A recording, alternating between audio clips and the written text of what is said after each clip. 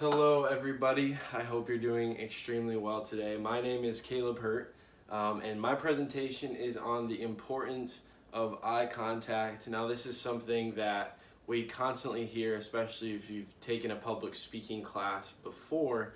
It's something to focus on, not only because, well, I personally believe this is extremely important when public speaking, but also there's some real evidence to why this is so important in the public speaking realm.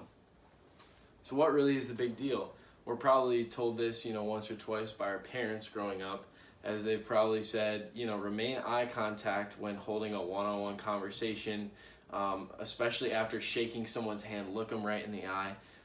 But aside from that, when it comes to public speaking, we really want to show people that we care about them and that we want to get our message across to them. And so here's a quote that I found by Mr. Wyeth. He says, in a study done last month in the journal Environment and Behavior, researchers at Cornell University manipulated the gaze of the cartoon rabbit on Trix cereal boxes and found that adult subjects were more likely to choose Trix over competing brands if the rabbit was looking right at them rather than away.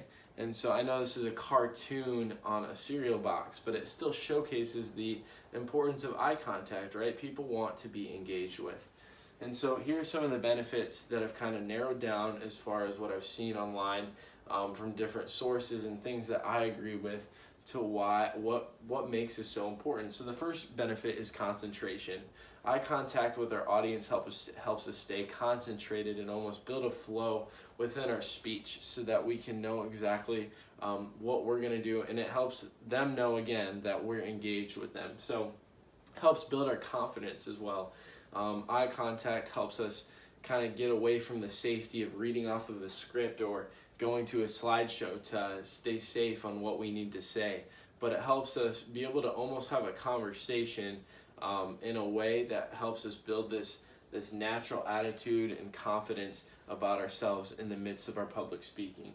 The third thing and the fourth thing kind of go together. It's engagement and relationship. And again, like I said, the audience wants to know that we're engaged with them, but also that we can connect with them on a relational level. I personally believe this is huge because it helps them understand that we're just talking to them. We're not trying to drill information into them or, cite a million different sources to get across, but we want to relate with the audience and just deliver our point, rather it's a persuasive or informative speech, just to keep them engaged. Almost like I said, having a conversation, but without receiving anything in return from them.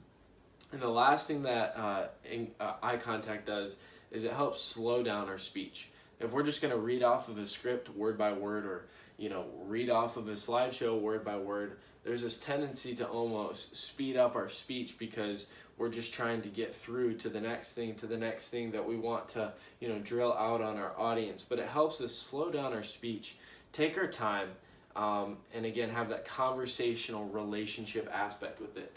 And what I've noticed here with eye contact and its importance in public speaking is that there's kind of two sides. You've got the benefits if you do them, but there's really no middle ground if you don't. It kind of goes straight to the threats. So if you don't do this in your public speech, you're going to have these threats that I'm about to mention within your speech. And the first one is that lack of engagement.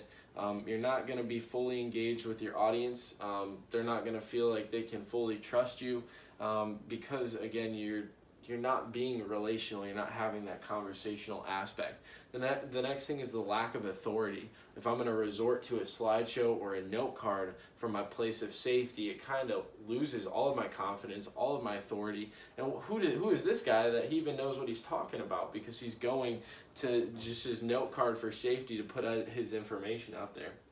And this delivers the third thing that I wrote down, which is a fake speech. Almost in a sense, it feels like the speech is made by a robot. You're just trying to get word by word by word the next thing out, rather than just being real and putting out a real speech of your real points that you really want to say. And so it's as simple as that, and I think a lot of people are afraid to do this due to the fear factor of making that eye contact with people.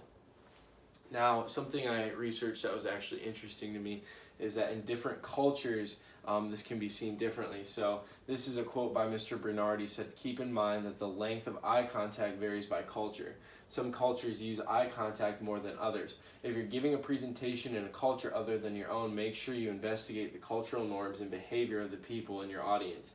And another source that I found said that in the Middle East, eye contact for an extended period of time can show that you're romantically interested. So it's important to kind of know who you're speaking to and what you're going to say and how you're going to interact. And I'm sure this involves other nonverbal cues as well. That's important to look into. And so how do we do this, right? How do we really value this eye contact and carry it out? And so the first thing, simple enough, just research your audience's culture. What's the demographic of the people you're going to be speaking to? And what's normal to them for eye contact. Here in America, you know, it's good to stay relational, engaged, and keep that eye focus on people. The second thing is, and I tried to do this before, is practice out loud. Just practice what you're going to say, your points from beginning, middle, and end. And this is the third thing I wrote down, is build a flow, because it helps you just build this flow where you almost don't really even need to resort to your note cards as much, because you've built into this attitude of exactly what you want to say. And another thing here, my fourth point, is just practice in one-on-one conversations, right? Some of us feel uncomfortable when it comes to this kind of thing of eye contact because we're afraid, but in one-on-one conversations, it helps us engage, stay comfortable, and stay confident. And so that's the last thing, is just release the pressure. Understand that this is just a public speech. It's not a life or death situation. And so my finishing thoughts on this is, there's many aspects to public speaking, but I believe that this is something very important, and I believe that it has the power to change your audience's response on your speech. So finally, just stay confident. It's not a life or death situation. Make that eye contact and stay engaged with your audience. These are my references, and I just want to thank you guys for watching this speech all the way through, and I hope you have a great rest of your day.